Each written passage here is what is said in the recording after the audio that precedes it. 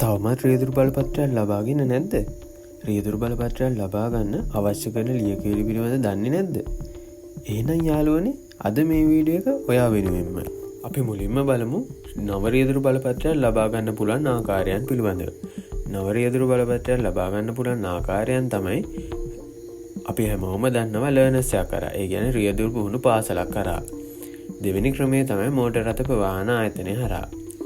අපි මුලින්ම බලමු රියදුරු පුහුණු පාසලක් කරහා කොහොමද ලයිසන් එක ගන්න කියලා. රියදුරු පුහුණු පාසලක් කරහා බලපත්‍රය ලබා ගන්නකොට එයාලා මුලින්ම අහනවා සැහැල්ලු වාහන සඳහාද බර වාහන සඳහාද කියලා.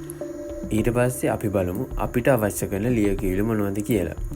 අපිට අවශ්‍ය කරනවා ID එක හෝ පාස්පෝර්ට් එක, ඒ වගේම ජායා පිටපත් පහක්, ඒ වගේම තමයි වෛද්‍ය සහතිකය.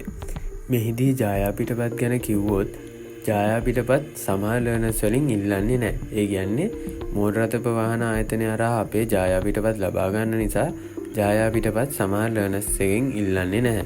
ඒ නිසා ඔයාට ලර්නර්ස් එකට ගියාට පස්සේ එයාලා කියයි ජායා පිටපත් ඕනද නැද්ද කියලා එයාලා එතනදී කියයි. ඒ අනුව ඔයාට පුළුවන් ජායා පිටපත් ගන්න පුළුවන් ඕන නම් නැත්තම් නොගෙන ඉන්න පුළුවන්. ඒ දේවල් අරගෙන එයාලා ඒ ඔක්කොම ෆයිල් කරලා ඒ ටික යවනවා මෝටර රථ ප්‍රවාහන ආයතනයට. මෝටර රථ ප්‍රවාහන ආයතනයට ගියාට පස්සේ මෝටර රථ ප්‍රවාහනයකින් අපිට අපේ ලියකියවිලි පරීක්ෂා කරලා අපිට ඒ වෙනුවෙන් ලිඛිත පරීක්ෂණය සඳහා දිනයක් දෙනවා.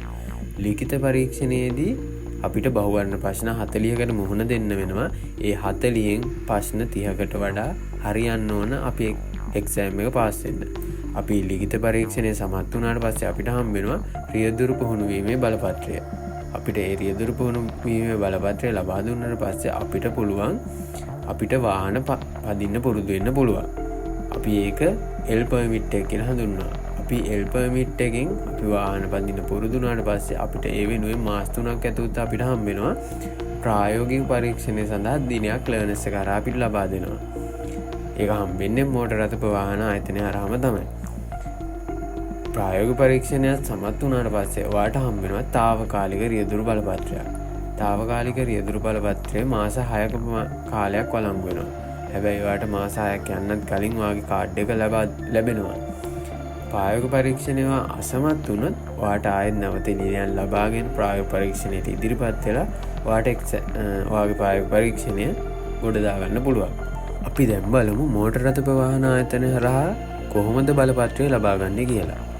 මෝටර රථ ප්‍රවාහන ආයතනය හරහා බලපත්‍රය ලබා ගනිද්දිත් අපි ඉස්සෙල්ලා කතා කර ලියකියවිලි ටිකම අරගෙන අපි යන්න ඕන මෝටර රථ ප්‍රවාහන ආයතනයට. ගිහිල්ලා ඒ දේවල් අපි මෝටර රථ ප්‍රවාහන ආයතනයට ඩිරෙක්ට්ම ඒ කියන්නේ ලර්නර්ස් එකක් හරහා නැතුව ගිහිල්ලා ඉදිරිපත් කරලා අපිට පුළුවන් ලිඛිත පරීක්ෂණයට ඉදිරිපත් වෙලා ඒ එක්සෑම් එක පාස් වෙලා ඒ වගේම පුහුණු වීමේ බලපත්‍රය ලබාගෙන ඒ කියන්නේ L permit එක ලබාගෙන ඊට පස්සේ ප්‍රායෝගික පරීක්ෂණයට මුහුණ දීලා අපිට తాවකාලික රියදුරු බලපත්‍රය ලබා ගන්න පුළුවන්.